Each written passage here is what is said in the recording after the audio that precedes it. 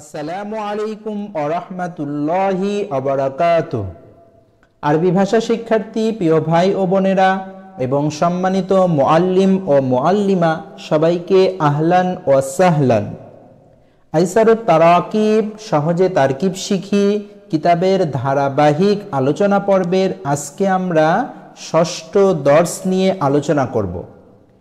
আপনারা যারা পিছনের দর্সগুলো দেখেননি তাদেরকে অনুরোধ করব আপনারা পিছনের দর্সগুলো দেখে আসবেন, তাহলে আজকের দর্সটা আপনাদের জন্য বোঝাটা সহজ হবে।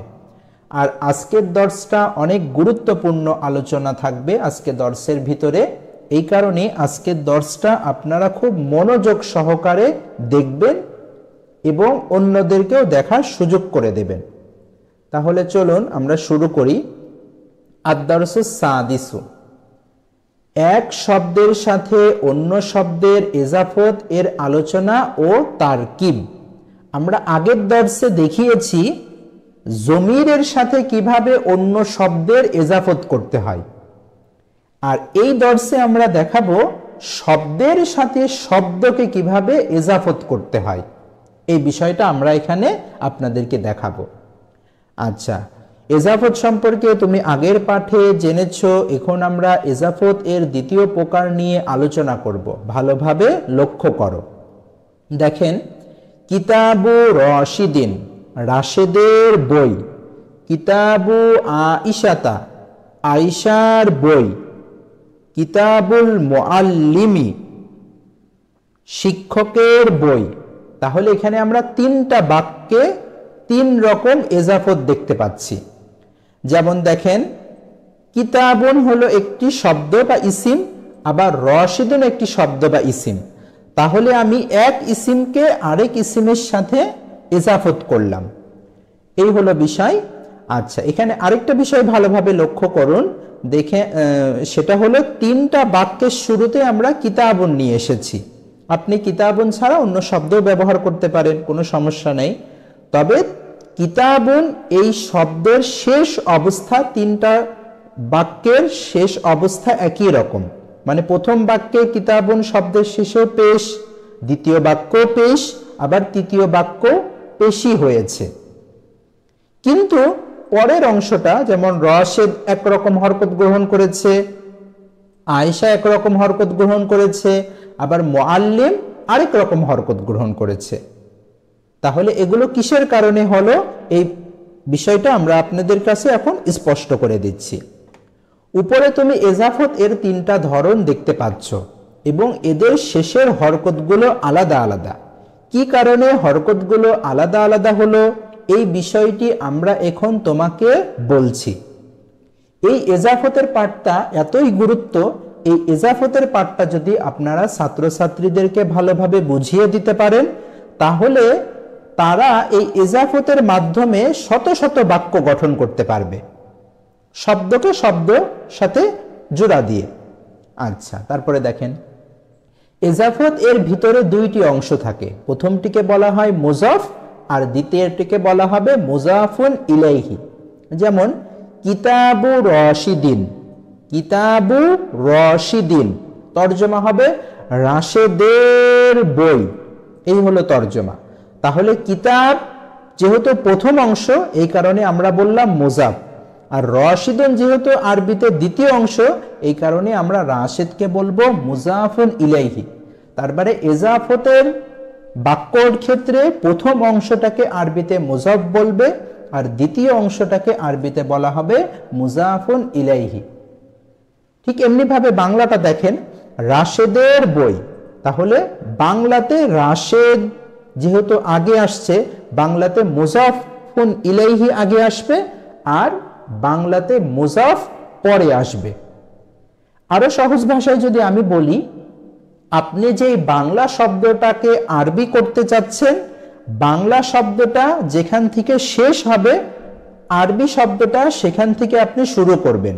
যেমন রাশেদের বই, তাহলে বাংলা শব্দটা শেষ হয়েছে বই দিয়ে, আর আমরা আরবি শব্দটাকে শুরু করলাম বইটাকে আগে নিয়ে এসে, ঠিক বাংলার বিপরীত। আশা করি বুঝতে পেরেছেন ইজাফতের বাক্য কিভাবে তৈরি করতে হয়। এই ছাত্রছাত্রীদেরকেও এই বিষয়টা খুব সুন্দরভাবে বুঝিয়ে দেবেন। আচ্ছা, এবার আসেন, আরবিতে মুজাফ আগে আসে আর বাংলাতে মুজাফুন ইলাইহি আগে আসে। 2, মুজাফ সবসময় হরকতের হালাতে থাকবে। একটু ভালোভাবে দেখেন, মুজাফ, এই যে কিতাব যেহেতু মুজাফ, এই মুজাফ সবসময় হরকতের হালাতে থাকবে। এটা মুজাফ সবসময় হরকতের হালাতে থাকবে। এই হরকতটা এক জবর হতে পারে, এক জের হতে পারে, এক পেশ হতে পারে, 3টা রকমের হরকত হতে পারে, তবে সবসময় হরকত। আমরা জানি এক জবর, এক জের, এক পেশকে হরকত বলে, এই কারণে মুজাফ সবসময় হরকতের হালাতে থাকবে। যেমন এখানে শেষে পেশ হয়েছে কিতাবু, এখানে পেশ বাদে অন্য হরকতও হতে পারে, জবরও হতে পারে, জেরও হতে পারে, বিভিন্ন তারকিবি পরিভাষায়। আচ্ছা, 3 নম্বর, মুজাফ ইলাইহি সবসময় কাসরার হালাতে থাকবে। মুজাফ ইলাইহি সবসময় কাসরার হালাতে থাকবে, সেটা 1 বা 2 জের যেটা হতে পারে। যেমন দেখেন এখানে রশিদিন, 2 জের মানে কাসরার হালতে আছে। ঠিক এমনি ভাবে দেখেন মুআল্লিমি কাসরার হালতে আছে। আচ্ছা, তাহলে বুঝতে পারলেন মুজাফ সবসময় হরকতের হালতে থাকবে, সেটা এক জবরও হতে পারে, এক জেরও হতে পারে, এক পেশও হতে পারে, এরাবের ভিন্নতার কারণে। আর মুজাফ ইলাইহি সবসময় কাসরার হালতে থাকবে, সেটা এক জের হতে পারে বা 2 জের হতে পারে। এখন আপনাদের মনে প্রশ্ন আসতে পারে, মুজাফ ইলাইহি যদি কাসরার হালতে থাকে তাহলে এখানে আয়েশা তা জবর হলো কেন? এই প্রশ্নের উত্তর হলো, তবে মুজাফ ইলাইহি যদি মহিলা নাম হয় তাহলে কাসরা গ্রহণ করবে ফাতহা দ্বারা।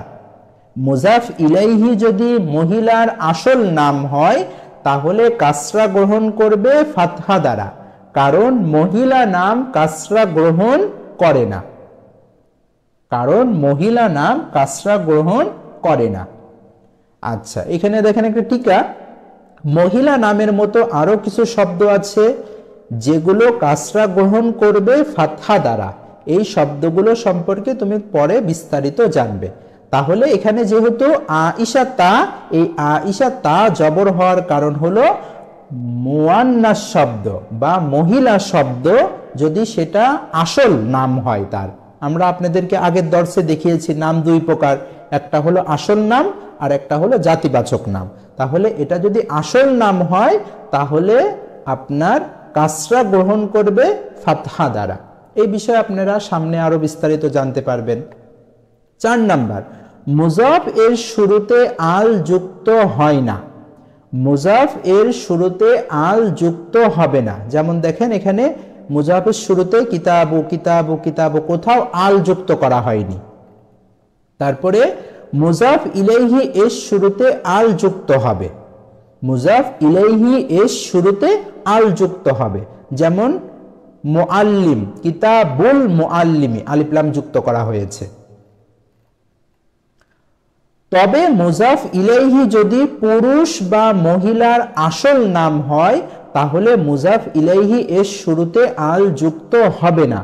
যেমন এখানে দেখেন রাশিদ এর শুরুতেও আলিফ লাম যুক্ত করা হয়নি, আবার আয়েশা এর শুরুতেও আলিফ লাম যুক্ত করা হয়নি, কারণ এই রাশিদ হলো আসল নাম, ঠিক এমনি ভাবে আয়েশা এটাও হলো আসল নাম।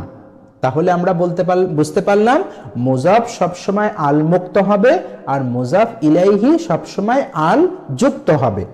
তবে যদি মুজাফ ইলাইহি পুরুষ বা মহিলার আসল নাম হয় তাহলে মুজাফ ইলাইহি এর শুরুতে আল যুক্ত হবে না। এখানে আর একটু ভেঙে দেই, আপনাদের মনে প্রশ্ন আসতে পারে কেন হবে না। এই কেন হবে না এটার উত্তর হবে হলো যে আমরা জানি আল যুক্ত হয় সাধারণত নাকেরা শব্দের শুরুতে আল যুক্ত করে মারিফা করতে হয়, আর পুরুষ বা মহিলার আসল নাম এগুলো যেহেতু সবসময় মারিফা অবস্থায় থাকে এই কারণে এখানে আর নতুন করে আল যুক্ত করে মারিফা করার দরকার হয় না। এছাড়াও আরো বিভিন্ন কারণ আছে যেগুলো আপনারা আস্তে আস্তে ধারাবাহিকভাবে জানবেন।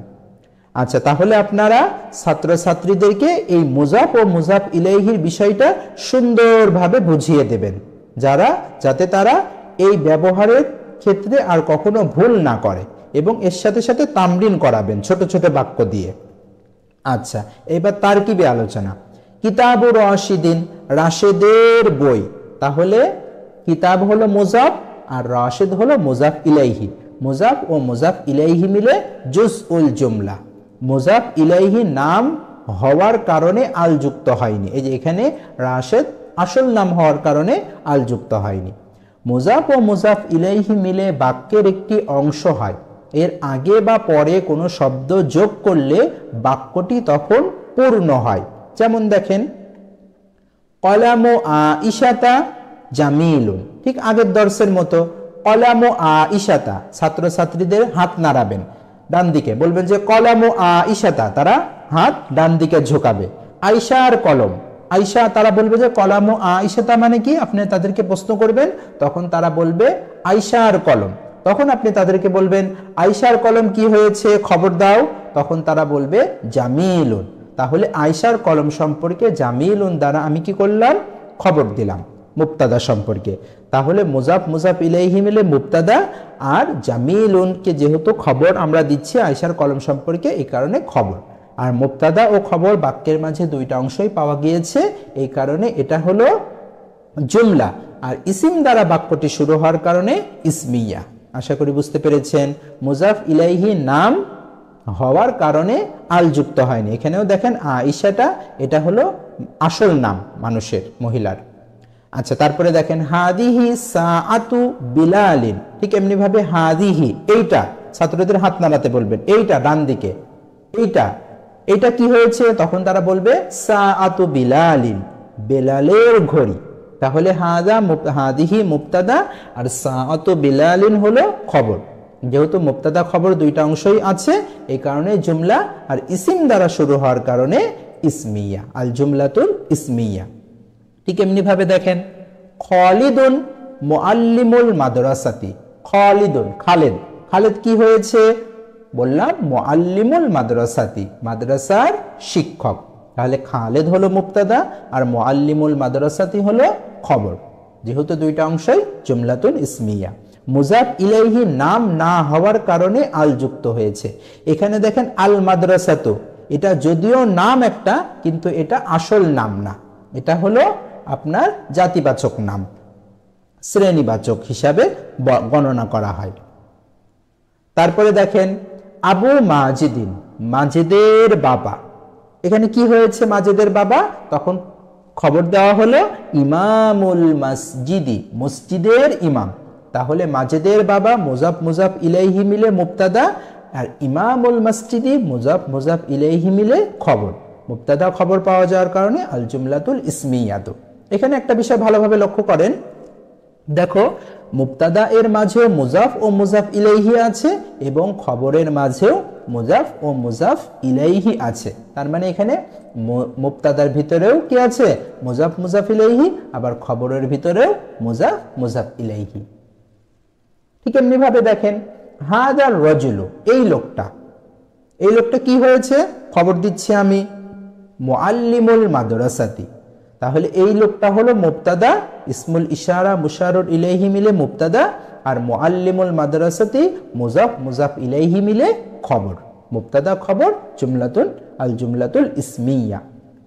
ঠিক এমনি ভাবে আব্দুল্লাহি, আল্লাহর বান্দা। এখানে যদিও শাব্দিক অর্থ আল্লাহর বান্দা, কিন্তু এটা আমরা বলবো আব্দুল্লাহ একসাথে। আব্দুল্লাহ কি হয়েছে, ওয়ালিদুর রাসূলি, রাসূলের পিতা। তাহলে আব্দুল্লাহ এখানে যদিও আমরা তারকিব করার সময় ভেঙে তারকিব করব, কিন্তু বাক্য যখন বলবো আব্দুল্লাহ আল্লাহর রাসূলের পিতা, তাহলে আব্দুল্লাহ মুজাফ মুজাফ ইলাইহি মিলে মুবতাদা, আর ওয়ালিদুর রাসূলি এখানেও মুজাফ মুজাফ ইলাইহি মিলে খবর, আল জুমলাতুল ইসমিয়া। আশা করি বুঝতে পেরেছেন। আপনাদের কাজ থাকবে হলো এই জাতীয় ছোট ছোট করে দুইটা শব্দ দিয়ে এইভাবে ছাত্রদেরকে বাক্য বানাতে বলবেন বেশি বেশি করে। যেমন যে কোনো শব্দ নিবে, যেমন ধরেন অন্য অন্য কিতাবে যে শব্দগুলো দিয়েছে, যেমন রাশেদের বাবা, তারপরে রাশেদের ঘড়ি, রাশেদের বই, আয়শার বই, আয়শার ব্যাগ, এইভাবে গাছের ফুল, তারপরে হলো নদীর মাছ, এইভাবে শব্দগুলো দিয়ে একটা শব্দের সাথে আরেকটা শব্দকে শুধু যুক্ত করে দেবেন এজাফতের মাধ্যম দিয়ে। আচ্ছা, তারপরে প্রশ্নমালা, অন্যান্য দর্সের মতো এখানেও প্রশ্নমালা যুক্ত করা হয়েছে এই দর্সটি ভালোভাবে হল করার জন্য। তারপরে অনুশীলনীগুলো আমরা এখানে অল্প কিছু অনুশীলনী দিয়েছি, যেমন শহরের বাজার, গ্রামের পথ, এটা শহরের মাদ্রাসা খুব বড়। এইভাবে আপনারা দুইটা শব্দ করে ছাত্রছাত্রীদেরকে বেশি বেশি করে তামরিন করাবেন, দর্সের ভিতরে দাঁড় করাবেন। দাঁড় করিয়ে আপনি বাংলা বলবেন, তারা আরবি বলবে। এতে দেখা যায় যে একজন বললে আপনার পুরো দর্সে যতজন ছাত্রছাত্রী থাকবে তারা যখন শুনবে তখন তাদের শুনতে শুনতে এই বিষয়টা হল হয়ে যাবে।